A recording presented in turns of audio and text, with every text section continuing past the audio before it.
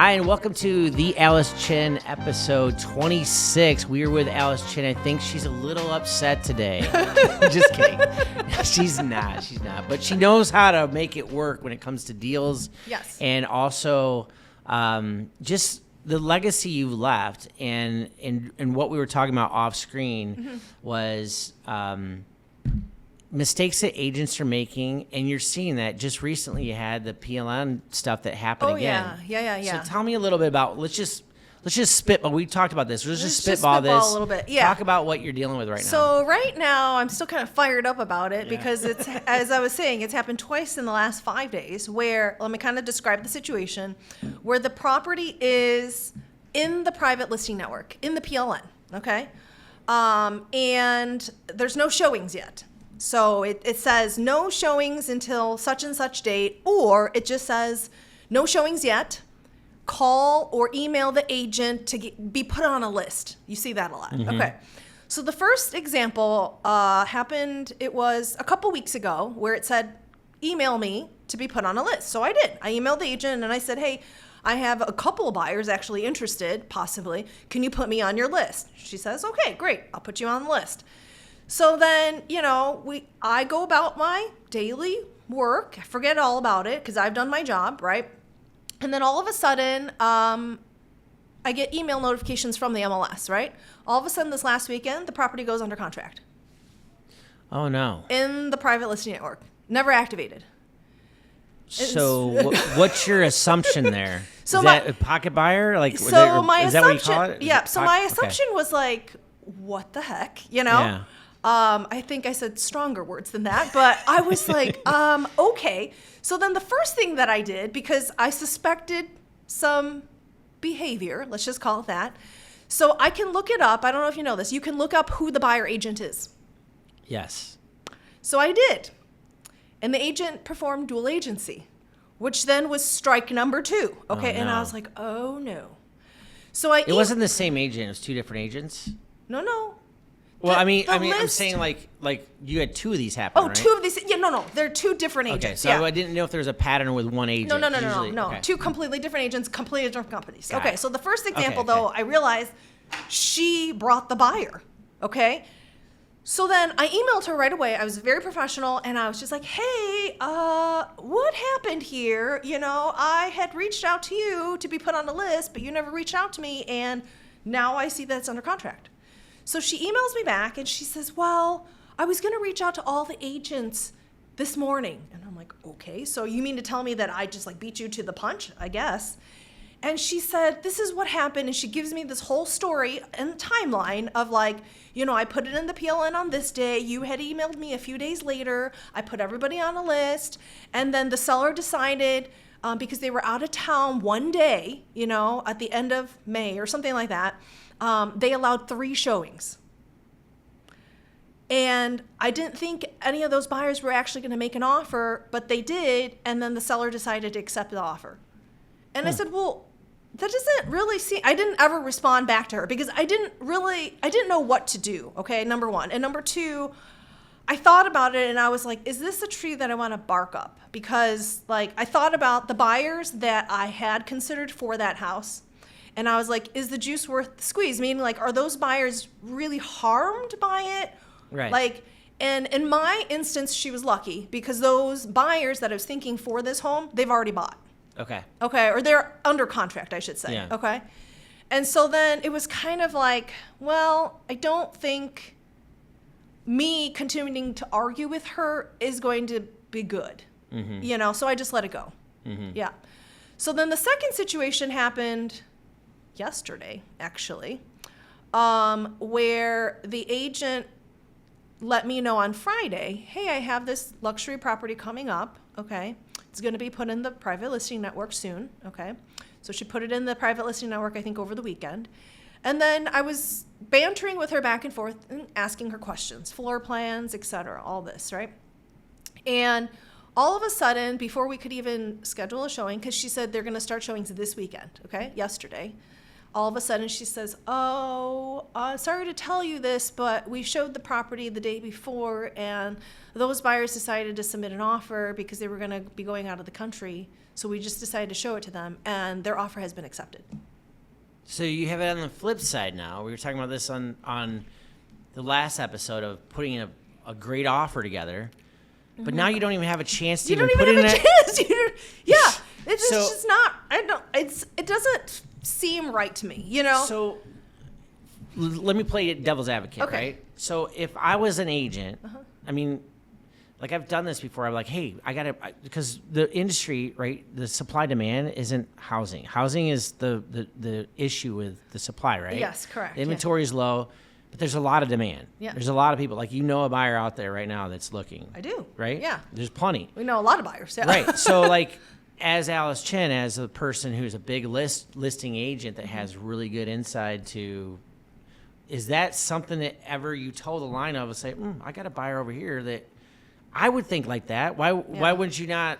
I guess why would you not think like that? Yeah. I guess? So I talked about it actually with one of my team members yesterday because Yeah. I was so upset, and he was just like, Alice, we don't do things that way, because we have very strong unbending ethics, right? Sure. But he said some other agents, it's not that they're violating, blatantly violating ethics, but again, they're just, one, they maybe don't see it that way, or it's like more of a gray area, right? Or they genuinely are, or believe that they are representing their seller's best interest, which could be, I don't want to make assumptions, right? So maybe their sellers in both cases said, this is what I want you to do, and you must do it to the agent, right? And then the agent doesn't really have a choice then, right? Because they're not breaking a law, right? They're not doing anything illegal. And if their client has specifically directed them to do that, then they have to do that, right? Even though it doesn't seem fair. But I can tell you with 100% honesty that we've never done that. So when we put in the PLN, for example, right, no showings until this date, we mean no showings until this day, And so if anybody calls in, we treat everybody identically. Okay, so somebody calls in, I have a buyer, my buyer's hot to trot. Okay, that's great. We'll put you down, and then we will reach out to all of you at the same time so everybody has a fair chance when we start showing. So we don't ever say, ever, oh, well, why don't you just, Mr. and Mrs. Seller, why don't you just let these two people in this weekend? No, because we know that, like, if we let them in, we have to let everybody else in. Right. So there's a rule, I guess, from what I understand, like, and I'm not, forgive me, I don't know the rule as well as you do, but the rule is when I have a date where it's a PLN, private listing network, there's a date that goes on. Yep. I'm not going to let anybody else in. And you're saying that wasn't even, I didn't even have a chance to even go view the property because they had what we call a pocket buyer, somebody else on the wings that they needed to get in sooner. And so they kind of scooped you. Yeah, pretty much. On two separate deals. Yep. Which, to me, I look at it, the industry, there's two separate patterns. deals, two different price ranges, two different agents, everything. It was not related whatsoever. Yeah, so you have like a pattern of ethics that is being violated across the board because of the market. And like we all know, this is a very difficult market. So people are trying to get creative. We get this with fraud, like all the time. So you see this in lending where you see people cutting corners to survive in the industry, and that's not good. No, it isn't. But you see that all the time happen, and we have it like come across our doorstep too. And you just set the boundaries.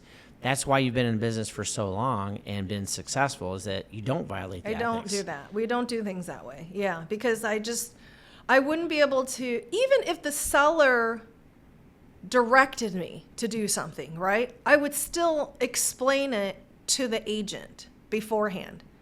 I would still try to explain it to the buyer agent. You know? Because I think, so the retail world, right, the sellers and buyers don't understand the etiquette. They don't get it. They just don't. Like, so I had a deal the other day where buyer is in contract mode, and then they're talking to me and they're high D's, right? They're high level, they make a lot of money, and they're like, Bill, like, I was like, oh man, I really love that area. I would love to, I missed the one that got away as far as house when we were looking.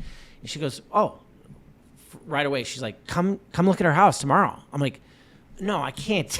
I'm not going to do that. My wife wouldn't want me to do that because we're just fine where we're at, But that's what you see happen all the time sellers, buyers, they just don't understand. I've had buyers actually reach out to sellers before too, and that's just a no-no. That's a no-no. Yeah. So your industry is very difficult of controlling those clients. And I think that's a big mishap of a lot of agents and loan officers in our world, that they don't know how to control the clients. Agreed. And you have to. You're like a coach, right? You're yes. a coach of a team.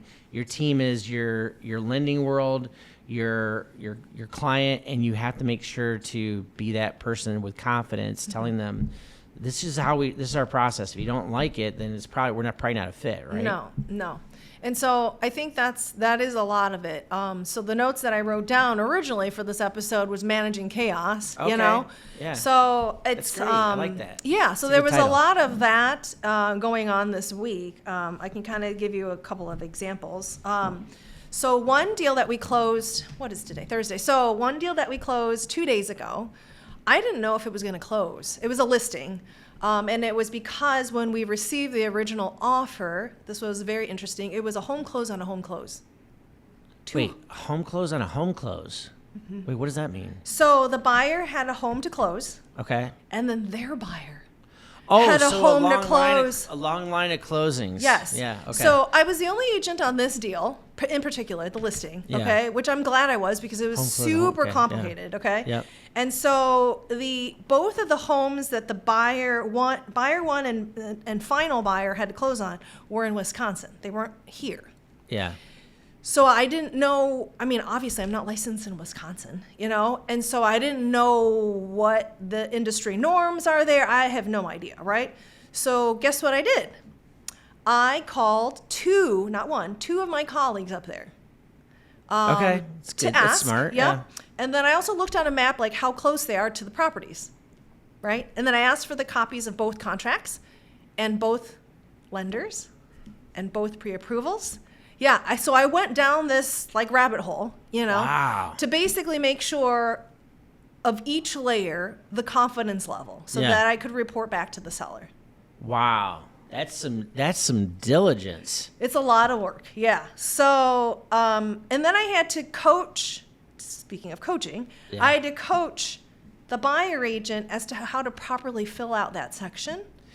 So you did her job for her? A little bit. It's okay. She was very nice. That's nice. Because I had to confirm, because she had marked certain things, and I was like, so wait, I just want to make sure your buyer has a home to close, but does their buyer have a home to close? So that's how I found out that it was a home close on a home close, right? Right. And then she said yes. And then I said, okay, well then, does your buyer's buyer also have a home to close, how many layers deep is this, right? Yeah. And then I got down to the bottom of it, and she finally said, no.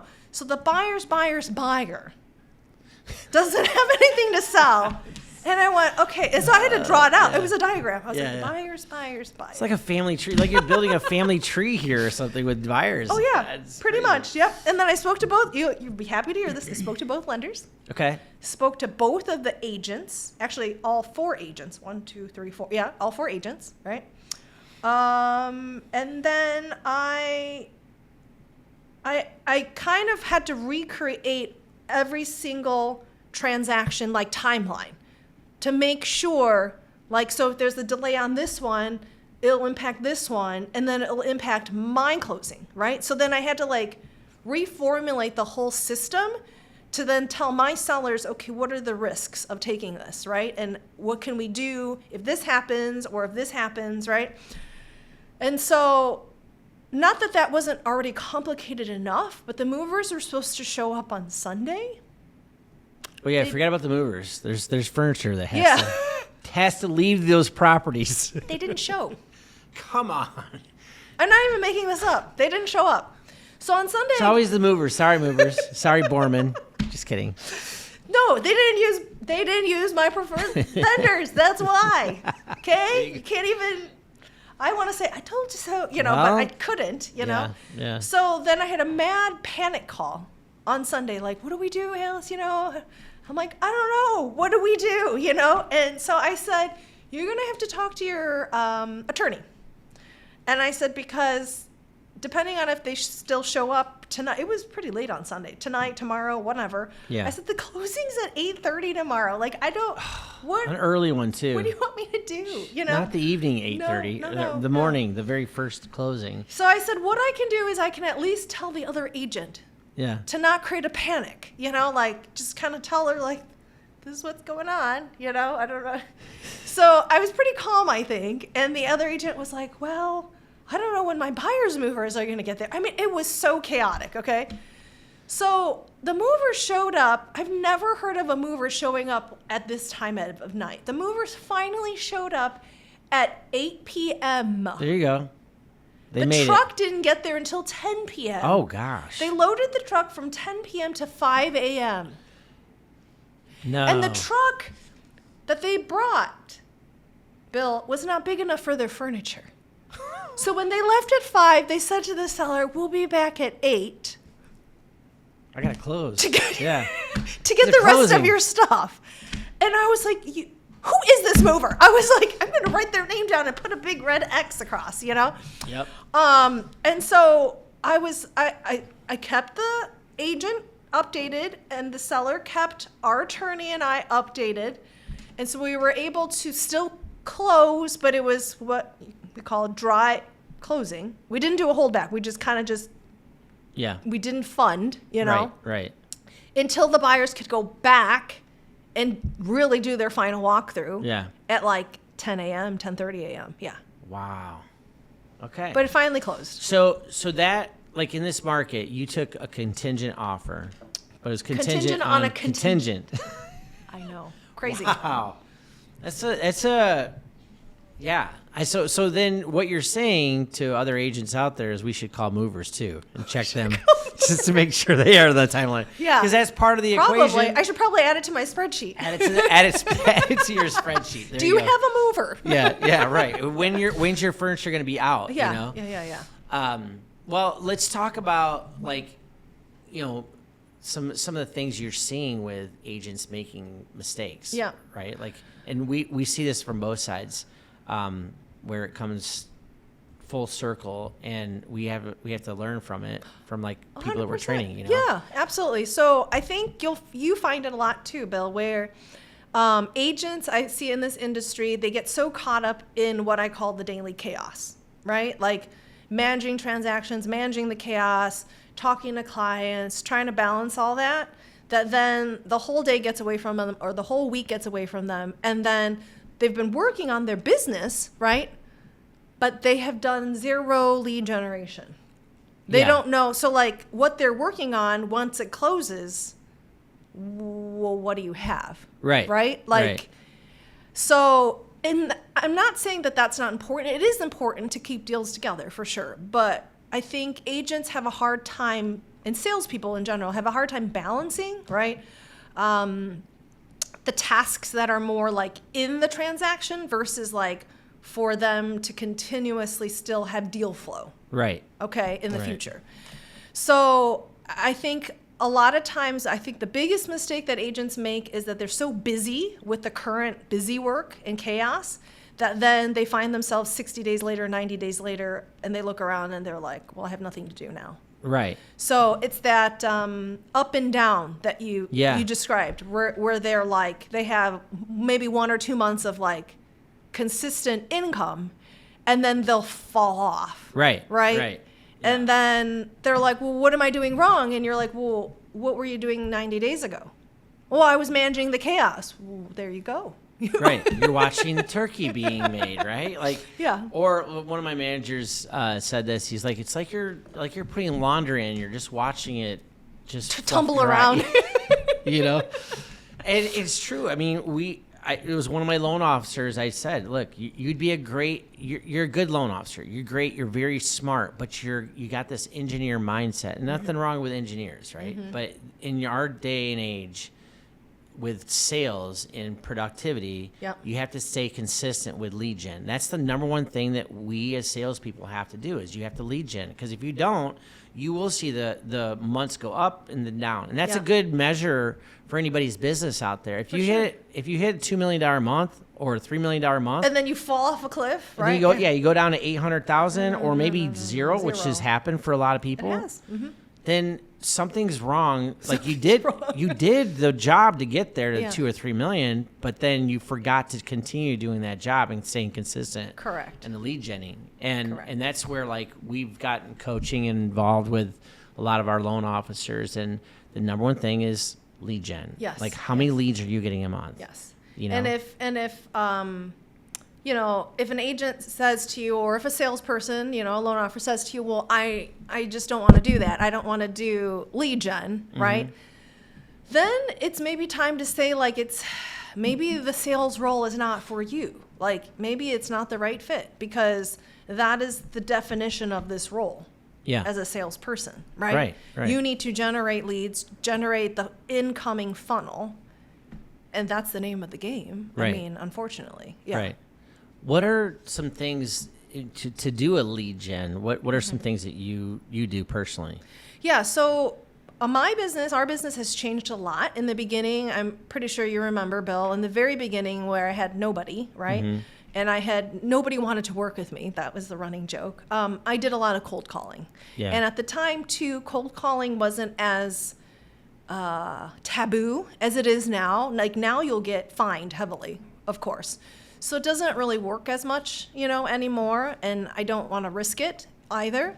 So most of our business now comes from referrals, agent referrals, past clients, and a little bit of AI, because we've invested a lot into the AI SEO. Okay. So, or it's called AI EO, I think. Yeah. AI. Oh, that's a lot. I that know. sounds A lot like of vowels. Sounds yeah. like a song or Sounds something. like a Farmer in the Dell. Right, exactly. Children's song. Yeah, Anyways, right. So again, for newer agents, Yeah. they don't have a book of business to get like past client referrals yet, right? So I guess that's the question I get a lot. Like, well, what do I do then, right? So I think my best suggestion would be for them to create a network of agents, not within their area, of course, but kind of like a referral network. Yeah. That would be if I was to start all over today and I didn't want to join a team, for example, right? And I just wanted to make a go of it on my own, that's what I would do. I'd create like an agent network. I would look into like what are the filter towns, like moving in and moving out of, right? What we call feeder towns. And then I would like locate an agent in each of those. I would make a list of like the top 5 or 10, and then I would create a network. Okay. A networking group. And then you don't have to meet with them like all the time, maybe once a month, just to kind of get together to collaborate on a video call. Yeah. And then really start to develop those relationships. And the selling point that you have as a newer agent is your time. Like seasoned agents, we don't have time ever, right? And so you can really use that as your currency. That I have a lot of time. I don't have a ton of experience, but I can dedicate the time in the one-on-one kind of client experience, right? Right. And that's what I would do. I would delve really far into that and create like a whole experience from that. So the moment you get a referral, the moment you put out a referral, there should be a whole procedure of what you do, right? So if you get a referral from the agent, not only should you thank them properly, but then you should have a system of how you're going to keep them updated as to the client experience. That's on great, this end, yeah. right? Yeah. You're going to kind of keep them updated. We like doing a lot of video updates now. So it's not just like an email, but we'll pop on and we'll do like a, it used to be like a bomb video, we'll just say like, congratulations, we wanted to give you a quick update on the referral that you gave us. They went under contract today. We found them the perfect house. Here's the link to the house so you can check it out if you're curious. I love that. So just a lot of things where we kind of keep them engaged so that, again, it reinforces the behavior that they'll send another referral. Right. So a newer agent, you could work on that all day, and that should be your funnel and your lead gen. Right. Or just like we're doing right now. Videos, podcasts, right? To kind of get the word out there that you are an agent and kind of share your knowledge and your recent experiences. And then that way, then buyers and sellers will see you, on social media, on all the various different variety of platforms. And then it's the know, like, and trust again, right? Yeah. So they may feel like they know you, even though they don't really know you, right? But then they start getting to like you and trust you just from your information that you're providing and what you're talking about and the topics. Yeah, those are all great. And it's exactly what our coaching model is like too. So we always look at building your sphere of influence in the daily activities. If you're not measuring your daily activities, so we have a one-page business plan where you start out with your income, and then it literally formulates how many leads you should be getting a month based on what income level you want. Yep. So it's pretty cool. I did this with a very first-time agent down in Texas. Great. Her name's Taisha. She's a great personality, great singer from our church, and I'm like, you're gonna explode. The concern I have for you is that you're probably gonna get too busy just because your charisma and your personality. You're doing everything right, yeah. So you just need to put yourself on video, and you're gonna see leads. And she's also doing open houses. Would you recommend people, brand new agents, sitting in open houses? I would. Right now, it's a little bit different because open houses are really the only way buyers can see homes without signing a buyer brokerage agreement. Yeah. So I would say it's about 50-50. So half of the buyers that come in already have an agent, but they just want to see the house. And then probably about half don't have representation. So it is a good opportunity, yes, for agents, newer agents, to gain more leads and people to follow up with, right? So the key is really in the follow-up. Yeah. So most agents, they'll gather the open house contacts, they might send a thank you, and then it falls off. Right. So again, everything's about systems and structure. If as an agent, if you create a system and a structure and follow-up plan for an open house, you really should be following up with them consistently for at least 6 months, sometimes up to a year. Yeah, because open house leads are, a lot of people visit open homes when they're very cursory, preliminary, or they're working with somebody. So it's like two opposite sides of the spectrum. That's good to know. Yeah. So if you drop off on the follow-up before at least 6 to 8 attempts, that's the average. Yep. Your conversion rate is going to be very low because you've dropped off before they're able to be converted. Yeah. Yeah. Wow, that's great. So, Bill, I have one final question for you, and because I know what I think, but I'm curious. So, if you could break down the perfect schedule for a loan officer, including yourself, right? So, daily schedule, weekly schedule, how much time would you say a loan officer should dedicate to lead gen versus managing chaos or working on current deals? Like how many hours or what percentage? Yeah, I think it's what you're doing to create the lead gen, right? Mm-hmm. So and I think one of the things I'm not very good at, which I'm trying to get better at, is just blocking out time. Time block, yeah. Time block, and I know that one of my coaches, she's very good at time blocking. So I would say that if you're brand new, like you said before, time is your currency. So if you have time to do that, you have to, put more time into lead gen than you would anything else. Correct. Yeah. Right. Otherwise, you're going to. That's just all you have to do. Yeah. So it could vary. So I would think that you definitely want to keep on that front end of lead genning on a daily basis, and that could be phone calls. Mm-hmm. We have a daily communication worksheet that we actually put in writing how many calls we make, how many text messages we make. Yep.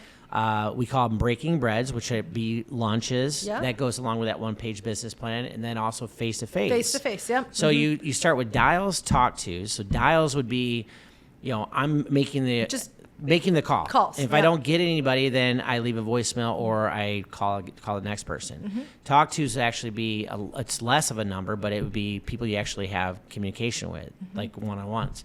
And then a face-to-face would be a little less, but at the end of the day, you're in front of somebody, like right now. Yeah. You're in front of each other. Mm-hmm. Breaking breads would be, literally like having lunch together. But those are all within a week. Okay. And video is incorporated with that too. So do you include, how about emails? Or do you not? Because I'm not a big email person. Oh, okay. I don't do emails very well. But we do have a drip, like a CRM that we can actually do that with. Okay. So I'll have my marketing person send out maybe like a refinance email or something, or where rates are, an update, which some people like. Yeah, There's okay. either readers or there's not readers. Yeah, you know? people some, don't- Some yeah. people like to read emails, and I know a lot of agents do this as well too, is like have a monthly newsletter. Do you do that, by the way? We do. We Okay. have a monthly newsletter. Yeah. I got to get on that so I can see what's going on. Yeah, you know? should. Yeah. So- it's very interesting. Yeah, so that's kind of the weekly, but we at the end of the Okay. week we have one sheet that's every day, and then Okay. you just mark down exactly what you're doing. But I So think it's not really about, it sounds like to me it's not about the hours or the time, but more the activities. 100%. Right? Okay. So okay. so Granger, like I had a loan officer that he's one of the top producers, and he's helped us grow this region really to a bigger level. First time I met him, he said this. He goes, "I'm grading myself," because it was a slower time. He's like, "I'm grading myself on my activities, not my production." And that's where I think the key to success is. So that's all I would have for Makes you sense. as far as what loan officers do. But yeah, I mean, I would love to say that I could do like 2 or 3 hours of just calling, Just straight lead gen. and be a robot. But that's why we have AI, right? Yes. Why not? Yes. So- Yeah. That makes sense. Yep. So yeah. Well, thank you, Bill. Well, thank you so much, Alice. We could continue this for another hour or so with regards to how to lead gen and capture business. But we'll see you on the next episode of the Alice Chin Podcast. See you then.